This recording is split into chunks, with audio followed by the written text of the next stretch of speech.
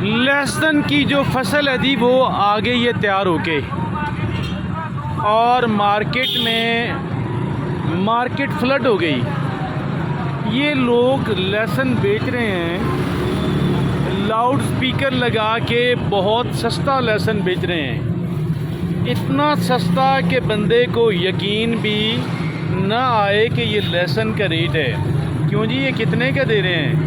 500 के 5 किलो। 500 के 5 किलो दे रहे हैं जी। तो ये कहाँ से कहाँ का है जी लहसुन? ये जिला तक तहसील पे नहीं गए। अच्छा अच्छा, आप लोग वहाँ से आए हुए हैं। तो ये 5 इतना ये, लेकिन ये तो बिल्कुल ताज़ा है ना।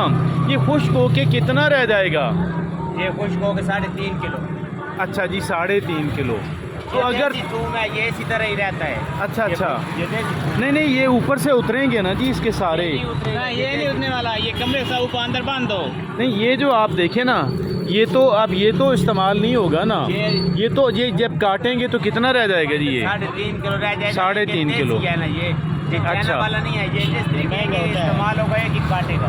अच्छा अच्छा, तो ये 3.5 किलो रह जाएगा। और 3.5 किलो कितने का जी? 500 का जी। फिर भी सस्ता है जी, महंगा तो नहीं है ना, अच्छे रेट पे आप दे रहे हैं जी। और अगर 3 किलो भी रह जाए और तो भी ठीक है।